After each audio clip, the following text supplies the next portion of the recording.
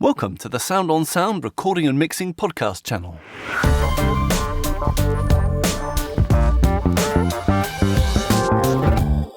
I'm Mike Senior. Let's play a little game. Pick a microphone. It can be any mic you use regularly. Now I'm going to use my amazing mind-reading powers to guess which one you chose. Ready? Okay, it's coming to me. I think you chose the Rode NT1.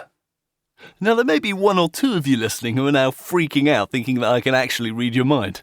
But for most of you, the likelihood is I probably got it wrong, even though I tried to play it safe by choosing something of a Project Studio favourite. What I can say, however, with a good deal more confidence, is that the mic you chose is almost certainly a cardioid model, or at least that you use its cardioid polar pattern most of the time. To a certain extent, this stands to reason. When you're overdubbing in perhaps less than perfect acoustic environments, having a directional mic means that you get less unwanted room sound on your overdubs, certainly if you're recording lead vocals, which tend to be recorded pretty dry. Cardioid mics also have the advantage of being more intuitive in ensemble recording situations because you can point the mic at what you want and away from what you don't want, and that makes as much sense to the performers as it does to the engineer. Unfortunately though, cardioid mics also have a number of other characteristics that can be less helpful in a recording situation. And in this episode, I want to talk about some of those, and why choosing a different polar pattern than cardioid can often therefore work in your favour. Now the thing most of you probably already know about is that all directional mics, including cardioids, exhibit proximity effect. In other words, an extra bass boost that increases the closer the sound source gets to the mic. For example, here's a bit of vocal I recorded with 3 identical cardioid mics at different distances from the singer. The first is only 3 inches away, the second is 8 inches away, and the final one is about 12 inches away. Take my heart and please don't break it. Love was made for you and me. Take my heart and please don't break it. Love was made for you and me. Take my heart and please don't break it. Love was made for you and me. Now you might say, well, so what if I get a bit more or less bass on my recordings? I can just add a bit of EQ. And that's all well and good, as long as the instrument doesn't move. With singers in particular, you're dealing with a moving sound source. As much as I'd like to clamp a singer's head in a vice while recording them, I probably wouldn't get the most emotional performance that way. And when they move, the amount of low end in the vocal tone changes. For example, here's a snippet of the raw vocal from the downloadable multitrack of David Tayo's song Long Way Home. We'll take the long way home, and baby, we'll take it slow. Notice how the words baby will take are significantly warmer sounding, presumably because they were sung slightly closer to the mic. Have another listen. We'll take the long way home, and baby, we'll take it slow. The problem with that variability of tone is that it makes it quite difficult to get the vocal level solid within a mix context, no matter how hard you compress. For example, here's a little rough mix I've done of that multitrack project, where I've hammered the lead vocal compression pretty hard, and yet the tonal variability still makes the warmer lyrics seem louder. We'll take the long way home, and baby, we'll take it slow. If I even out the low frequency levels first using an automated EQ, I can make that vocal sit much more solidly in the balance without changing anything else. A bit like this. We'll take the long way home, and baby, we'll take it slow. But frankly, that's a bit of a tedious processing job, and one way it could have been avoided would have been to use an Omni-mic instead, because Omni-mics don't really suffer from proximity effect. And if you're worried about the extra room sound, just sing closer to the mic. Incidentally, if you'd like to try mixing that track for yourself, check out this episode's show notes where I'll put a download link. Another problem with using cardioid mics, particularly for close miking, is that they pick up only quite a small area of the instrument they're pointed at. This is something I normally refer to as spotlighting, because of the way a spotlight only really lights up the thing right in front of it. With wooden-bodied instruments in particular, which send out frequencies in very complicated ways from different parts of the instrument, a cardioid therefore picks up only a fraction of the information that the instrument's putting out. And again, this is a situation where an Omni mic can often produce more natural-sounding results. For example, here's a recording of the same guitar performance with two of the same model of small diaphragm condenser mic, both about 8 inches from the 12th fret of the instrument. But one of those mics had its cardioid capsule and the other one its Omni capsule. I'll play the cardioid first, followed by the Omni.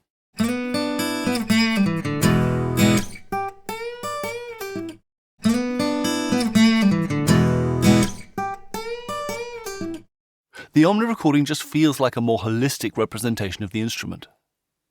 Omnis can also outperform cardioids if you're miking from a distance, because once you get out of the range where the proximity effect boosts the cardioid's low end, it'll typically feel a bit bass light compared to an Omni. Furthermore, the way the directional polar pattern is created usually involves a certain amount of low-frequency phase shift that can make what low frequencies the cardioid does capture feel less natural anyway. Here's an audio example that demonstrates the kind of difference I'm talking about here. What I've done is I've recorded the same piano recording with two sets of the same model of small diaphragm condenser mic, but one pair's using the cardioid capsules and the other's using the Omni capsules. I'll play the cardioids first and then the Omnis.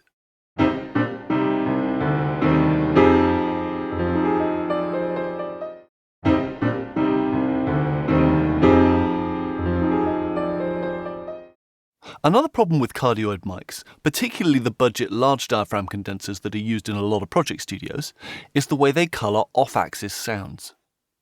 Now let's imagine for a moment a typical side-address cardioid microphone as seen from above, and then mentally overlay a clock face on it with the mic in the middle. And now let's compare the tone that's picked up with a singer in the on-axis position at 12 o'clock against the tone of the same singer at the 4 o'clock off-axis position.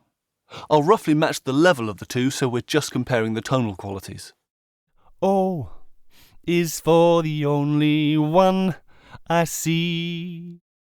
O is for the only one I see. It's a truly horrible sound, and yet it's a mid-price condenser mic, certainly not the cheapest mic in my locker. If I switch to the mic's Omni or figure 8 patterns though, the tonal change is much less. Have a listen. First I'll play the off-axis cardioid again, then the off-axis figure of 8 and off-axis Omni. I've roughly matched the levels again to make the tonal changes more obvious. O is for the only one I see. O is for the only one I see. O is for the only one I see. Now these kinds of off-axis tonal considerations may not matter much if you're just recording a singer close up in a dry room. But the moment you start picking up any appreciable room ambience, which of course comes in from off-axis, that element of the sound is more likely to be undesirably coloured if you use a cardioid. Similarly, if you've got several instruments recording in the same space, the spill from one instrument into another instrument's mic will usually come in off-axis, and again will suffer from any off-axis tonal colorations of the mic. To be honest, in general, Project Studio users tend to be too scared of spill, in my opinion, because as long as a spill sounds natural, it can actually enhance the sound of your final result. Whereas using lots of cardioid mics to try and reduce the level of spill can actually backfire, because the spill they do pick up sounds so nasty. So not only do you not get the enhancement of nice-sounding spill, but you also get the damage done by the nasty-sounding spill. Now, of course, I realise that there are plenty of situations where you might want to actively reduce levels of spill on a particular mic.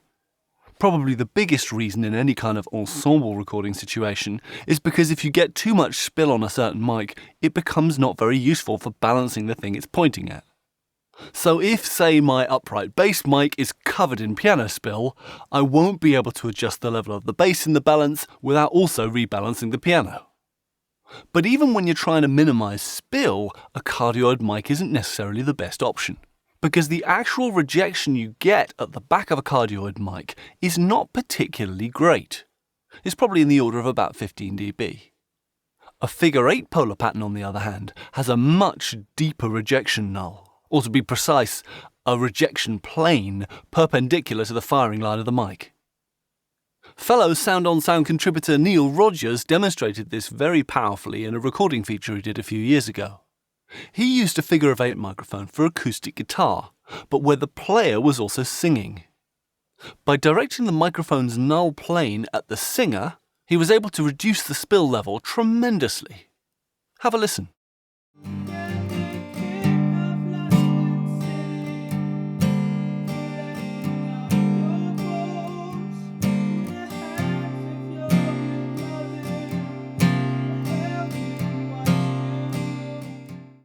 Yes, you can still hear the singer, but he sounds like he's in the next room, not, as in real life, only 2 feet away from the microphone. It's insane how deep that rejection null is on a figure-of-8 mic. So bear that in mind before you instinctively reach for a cardioid in future. Finally, there are a couple of other little things that cardioids really aren't that good at dealing with. The first is plosives. Those wind blasts you get on P and B sounds in particular, and which create low-frequency thuds when they hit the microphone diaphragm. It sounds like this. Peter Piper picking peppers. Now, there are various ways of avoiding plosives while recording, putting the microphone slightly off axis so it doesn't get hit by the blast, or using a pop shield to break up and diffuse the wind blast before it even reaches the mic. On the other hand, you could just switch to an omnipolar pattern instead, because omnis are far less susceptible to wind blast noise. Let me just repeat that example you heard a moment ago, and I'll follow it with another recording of exactly the same thing, but with the microphone's polar pattern switched to omni. So first cardioid, then omni. Peter Piper picking peppers. Peter Piper picking peppers. The other thing cardioids aren't typically great at dealing with is handling noise. Any vibration that reaches the microphone via its casing and then gets transmitted straight to the diaphragm as low-frequency rumble. Again, this is something that omni microphones deal with much better than cardioids. For example, I took the same microphone I used for those plosive tests and just gently drummed my fingers on the outside casing, first with the cardioid pattern and then with the omni pattern. Check out the difference.